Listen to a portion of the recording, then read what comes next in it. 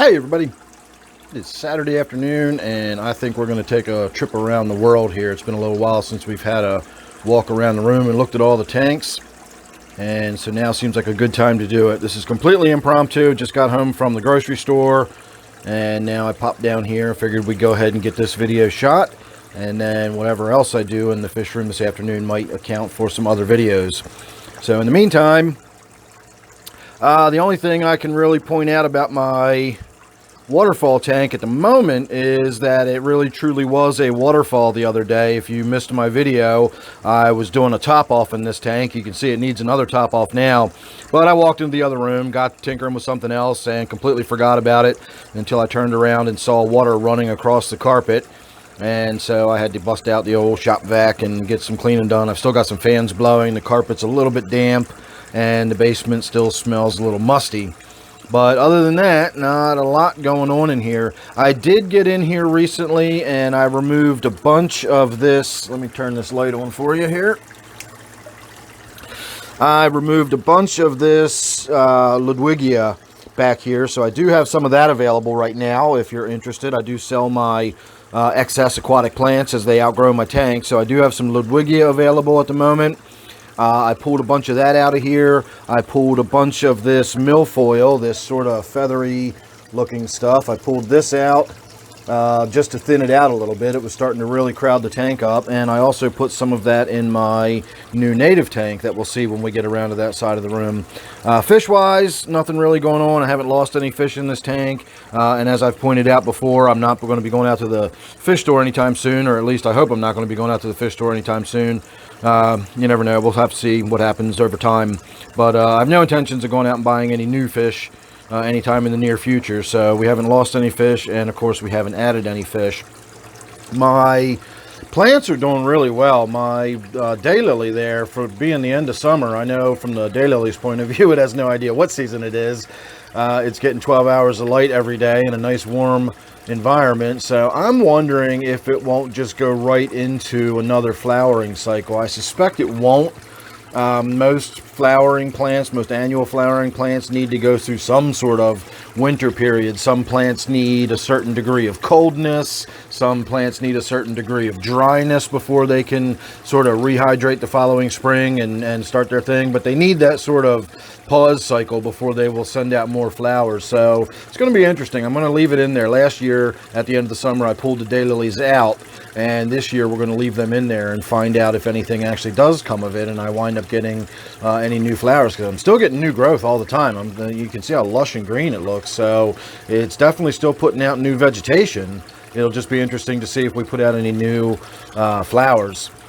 I should probably get up here and scrape away some of these mats of duckweed. Those really are thick mats of duckweed that's growing on it, but I think it sort of adds to the natural look. If you really look at it closely, you can see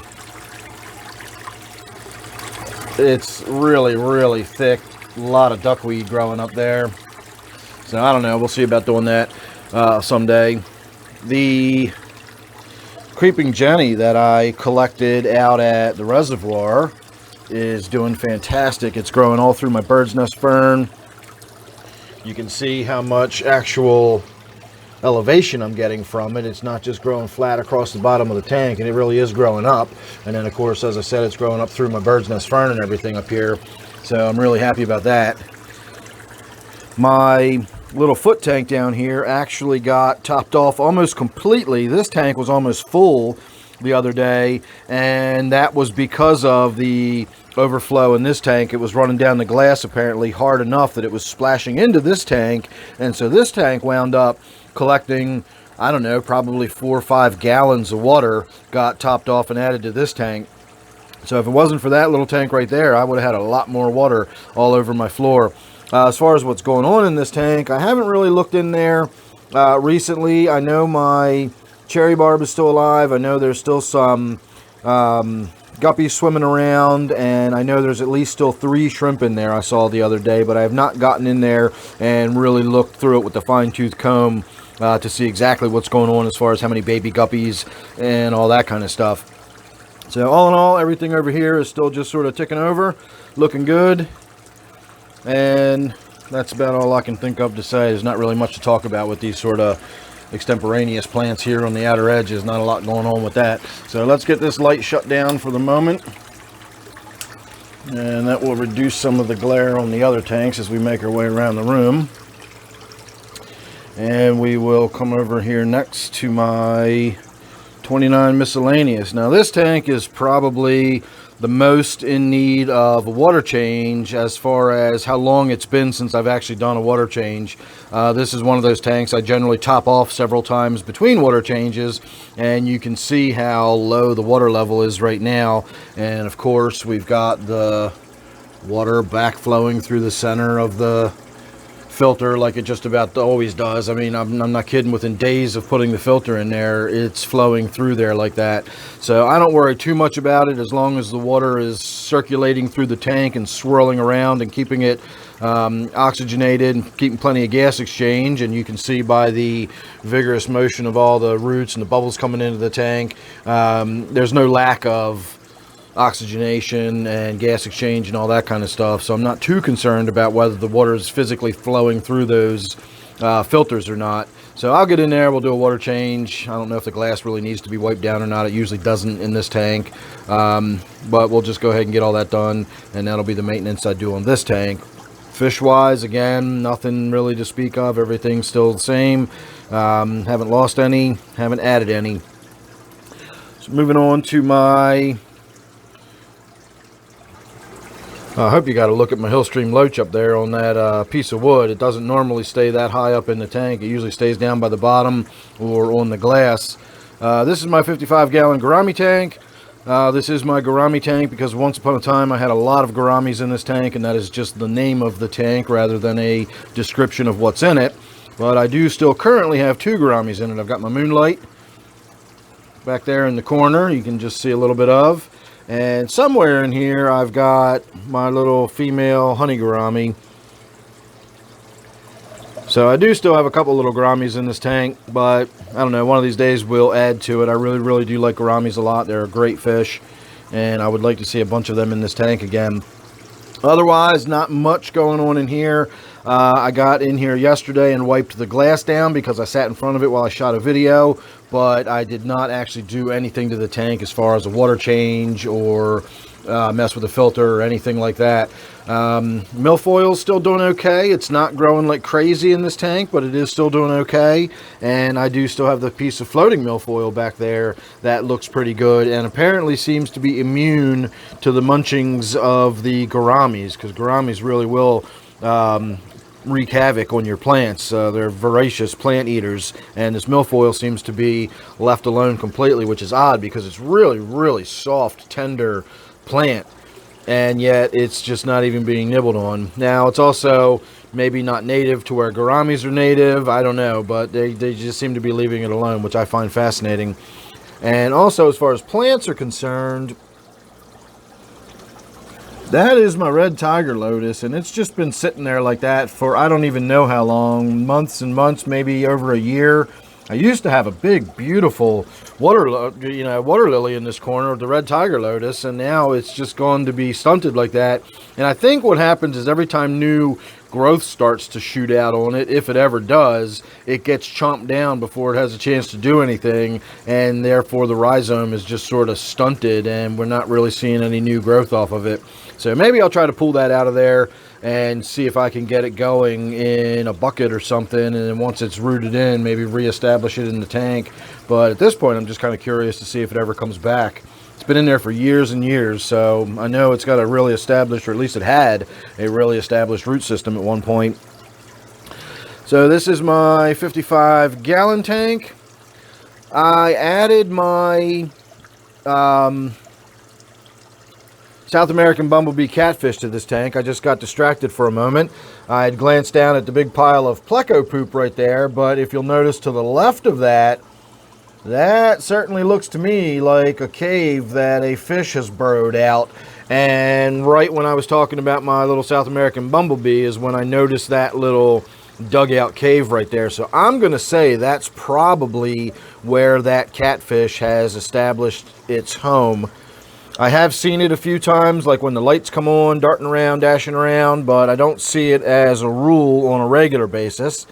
You can see my Synodontis down there. That is a Synodontis lucipinus. And that fish is probably about 6 years old now, so it's definitely pretty much full grown. Fish are indeterminate growers, so they will never be full grown. As long as they're alive, they're going to continue growing. But that is my cool little catfish back there. It was actually doing some really interesting behavior the other day, and I wanted to get it on video, but I wasn't 100% sure what I was looking at yet, so I didn't do it. But it was doing what would appear to be flashing right up against the underside of that rock it's sitting in front of now. But it was doing it with its face. It was almost like it was using its barbels. And what I eventually determined was it was scraping the surface and then rolling back over and then nibbling on everything that it kicked up. And then it would kick at the surface again, roll over, and start gobbling away and nibbling at the surface that it just scraped. And so I'm pretty sure it was just feeding, and there was no issues whatsoever. And you can certainly see now it's not acting though as it's got any kind of external parasite. It's not doing that excessive flashing where it's trying to, like, scratch some sort of itch or something. So it definitely was feeding activity. It's doing it a little bit right now. You can kind of see him sort of kick to the side a little bit and then back up to his original position. But he was doing that vigorously and repeatedly for several minutes the other day. And I mean, he was flashing around so much that it actually caught my attention. Interesting behavior. I'd never gotten that on video, so we'll keep our eye on that. If I ever do get it on video again, or get the opportunity to, I will get that on video again. Diamond tetras, I've still got the one in there with the swim bladder issue. We talked about that in a video the other day, so I'm not really going to go over that again. I have been asked questions about the diamond tetras as far as their fin colors go, and I have also noticed that some of mine have sort of a reddish tinge to their fins, and some of them have more of a black sort of streak through their fins. I believe that has to do with where they originated. I'm not 100% sure about that, but that is my suspicion, is the slight differences in those colorations is probably like a regional thing rather than a difference in species. Now, I also have a mix of long-finned diamond tetras and the regular diamond tetras. You can see that's a regular one right there, dead center in your screen. And then the long-fin ones are pretty obvious to see when you get a look at them. But I do have several of the long fins in there, and they are just outstanding. These diamond tetras in general are just outstanding. Just one of my favorite fish. I recommend them to anybody that's got the opportunity. If you can get them, get them. They're great. Love these fish. So lastly, we will wrap up talking about this tank with my Anubias. This Anubias really is no longer even planted. This whole entire mass is just floating, and as the lower leaves sort of die off and we get all the new growth coming in up top, and it does indeed have new growth all over it. You can see new leaves there. We're actually sending new roots out. Got new leaves growing in right here, the extensions of the rhizomes. But it's all, this whole rhizome, all this stuff down here is just freestanding. It's just, there's nothing really connecting it to the tank anymore. It's just kind of worked its way up and out. You can see, these are the bottom of the roots right here. So I could literally just lift that whole thing out of the tank without even disturbing the soil, or the substrate rather. And this side is pretty much the same way. This is just a big chunk of rhizome in there. So as I've mentioned before, I will be thinning this out soon. So likewise with my Ludwigia, I will have some fairly large pieces of Anubias available soon. So you can contact me about that if you're interested. We'll talk about specific pricing, because I'll have to do larger than my normal packaging in order to move such large in order to ship such large pieces of rhizome or whatever. I'll have to use the large size boxes or the medium size boxes. That, of course, is my Pleco, which is what keeps all these leaves as clean as they are. I know they're not spotless clean, but believe me, they'd have that reddish brown stuff all over them if it wasn't for that big Pleco in there, scraping them and scouring them every night. So moving on to my 40 breeder. Not much to talk about in here. Still, same old. Every time I talk about this tank, it's the same thing. I really need to get in there and do some work, but I really don't feel like getting there and doing the work. I did a water change on it not long ago. It does need the filter addressed. It's making sort of a rattly noise, so it's about time I get in there and do something about that. I had an issue recently where the filter had stopped, and it turned out to be nothing more than the filter intake had gotten clogged up with plants and roots and stuff like that, and it simply wasn't sucking enough water into the filter to pump it anymore. But the filter itself is fine. Well, again, it's got that little slight rattle, and it is definitely probably time to actually just do filter change, regardless of whether it's rattling or not. I'm considering getting in there and collecting up that rainbow fish and putting it in my 125 with my other rainbow fish, but it's one of those situations where you know, just every time you mess with a tank, you potentially mess with the tank. I don't want to screw up the dynamics in the other tank. You never know what's going to happen when you you remove a fish from one tank and put it in another. I'm not worried about transmitting any kind of diseases or, that kind of stuff. But it disrupts tanks. It changes the dynamics of a tank. And if you move a fairly large fish or you reduce the bio load in a significant way, you can really disrupt what's going on in the tank as far as the nutrient production and the nutrient uptake and so on and so forth. The feeding gets adjusted in the tank, and so I just really don't feel like messing with it. Everything seems to be going good as it is, and again, fish aren't people. This fish is not sitting in there lonely wishing he had some companions to swim around with. It just doesn't work like that with fish. And since I'm not seeing any unusual behavior, it's not being aggressive or nippy or anything like that, then I just don't see any reason to worry about it. In my experience, these little Australian rainbow fish don't live very long anyway. This is why I've only got one of them left in the tank. And so I'm not really going to stress myself out about trying to get him and over into another tank that might actually do more harm than good for all I know. So probably just going to leave that fish in there, but that is something I think about for anybody who's wondering why I have one lonely little rainbow fish in this tank when I've got a big tank that's got lots of rainbow fish in it already. There's your reason. And of course we can see my Siamese algae eater back there earning its keep. Those fish are worth their weight in gold. And those are true Siamese algae eaters, not the flying foxes or whatever. So moving on to my 125 gallon New World tank. Just did a really big water change on this the other day, but I did not do anything else. I didn't work on the filter or anything. I did wipe the glass down, I guess, if you want to count that. I've also noticed that I've still got a nearite snail in this tank. It's up on the wall right there, the glass on the side. And I don't even remember how long ago I put nearite snails in this tank, but apparently one of them at least is still alive, and I guess there could be others that I just don't see at the moment. So not a lot to speak about with this tank. I did want to shoot a video about the fact that I did such a big water change on this tank and it didn't really phase the fish in any way. And what made me think about it was, as I was refilling the tank, the fish were doing basically what you see them doing right now. They were just kind of hanging out in the current.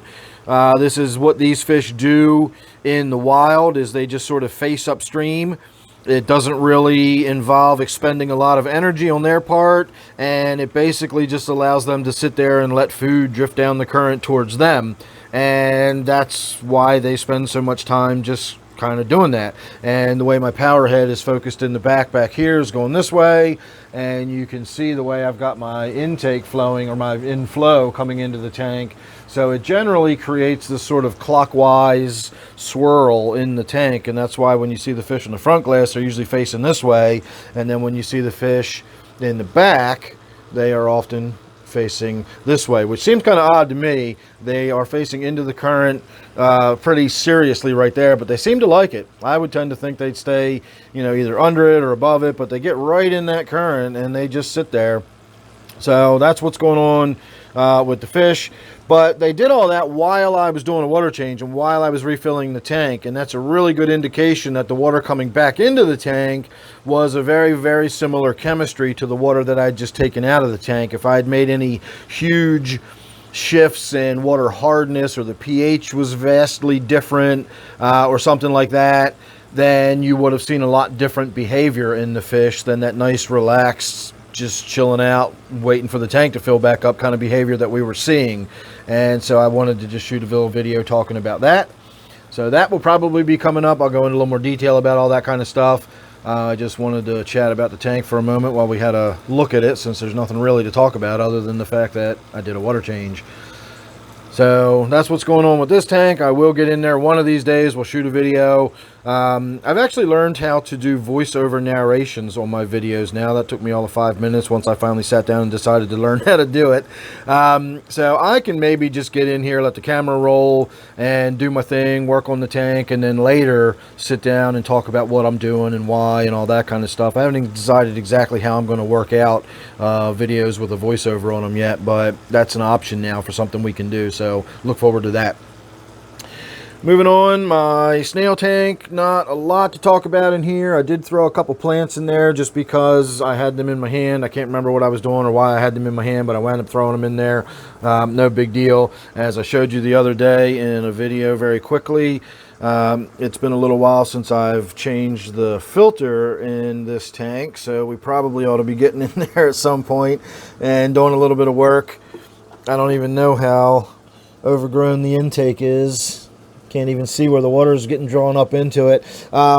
This is a little 5-gallon mini bow, and the filter intake only hangs down about that far, so we really are right at the level where the water gets much lower, and it's not even going to be able to draw it up in there at all. So at the very least, I need to do a top off and clean the filter out. That mass right there is actually Java moss, but it's just packed with malm. You can see all that. It's a couple inches deep in that back corner, and that's all just malm from the snail poop that collects and collects and collects, because I never do water changes on this tank. But they're still in there, they're still breeding, they're still doing well, and that's all I care about. It's not like they're pets, they're just being grown for food. So not a lot of reason to do a lot of water changes and stuff. This is my new native tank. It is my former purple spotted gudgeon tank. I think this is my first Around the World update that includes this tank, and since I had a native tank once before, I will just be adding the videos of this tank right onto the other one. I really need to get in and change the filter on this. You can see how low flow my water's going here, barely coming up and out of there, and so that is probably because this filter back here is dirty. So let's just pull it out and see what happens. Well, that's what happened.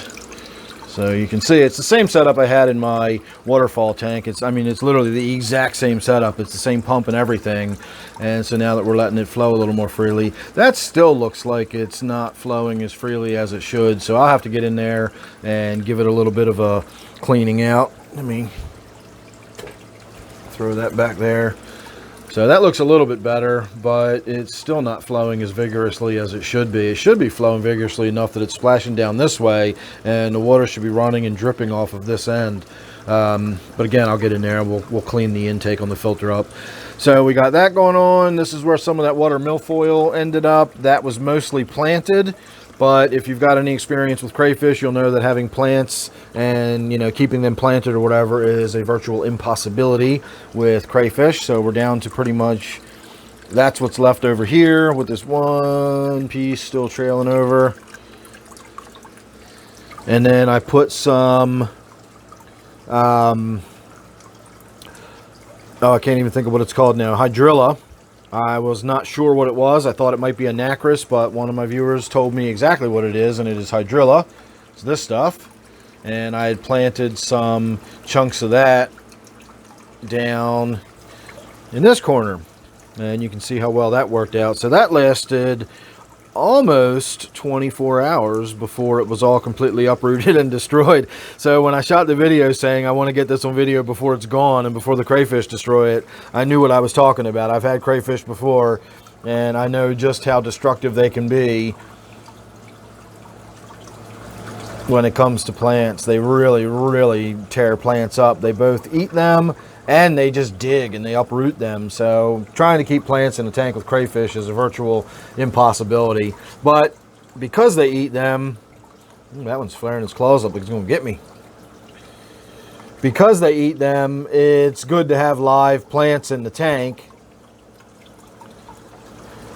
And it's just always a natural food source for them. So if I ever forget to feed them, or if I'm not feeding them enough, or I'm not feeding them a well-balanced enough meal, they're getting all the food they need right there from the plants that are in the tank. So moving on, I know we're running long here, but we've got a lot to cover, I feel like, this week. This is the other tank, in addition to my 29 miscellaneous. This is the other one that is on my short list of got to get in there and get some stuff done to it. And if you hadn't guessed, gardening is going to be one of the things I got to get done once I get in here. I pointed out the other day that I've got, literally, it's strata at this point. I have layers upon layers upon layers of lily pads on here. It's stratified. So I'm definitely going to get in there and be trimming that out. You will be amazed at how much light that allows back into the tank. I may thin out some of this Java fern. I've been talking about doing that for a while too. I don't want to. I really like the nice, dense, lush green tank. But at the same time, the fish got to swim. You know, they need room to swim around. The water needs room to flow. Definitely going to get in here and clean the glass down. This tank is not as bad as it looks. It's just grungy, dirty glass. It's no big deal. Again, Java fern probably ought to be getting in there and doing something about that, thinning it out a little bit. Fish-wise, again, everything is looking good. No new fish added. None have died off yet. But my... just got distracted. Look how clean the corner is back there. That must be from one of my chocolate zebra plecos. This, of course, is my Tenopoma cutirostra, or African spotted leaffish, leopard gourami, African bushfish. It's got all kind of different names. It's not actually a gourami, but it is an anabantoid, so it is in the gourami family, you could say. It's a labyrinth fish. It's got that special labyrinth organ, the same way gouramis and betta fish do. Cool fish. Really love that fish. One of my favorites. Had him for years now. Probably about 7 years now. It's one of my oldest fish. But if you look how clean that corner is, that's got to be my chocolate zebra plecos that generally stay down by the bottom, and I very seldom see them even up on the glass. But if you look, you can see the telltale teeth marks and scrape marks from plecos. So they're definitely in there working on the glass. Need to get in there and do that. And then the other thing I wanted to point out was my loaches. My one loach that was really skinny is still getting skinny again. I have no idea. I thought it was looking better for a while after I medicated it and everything. And as time went on, it just stopped looking better and started looking skinny again. And now this one, which is my big one, if you'll notice, it's starting to develop those sort of, you can see what, you know, for lack of a better word, I'll call it where its shoulders would be. You can see sort of lines where it's starting to get, you can really see it right there. It's that white line sort of behind the eye. That's almost like a protrusion because the fish is getting so thin.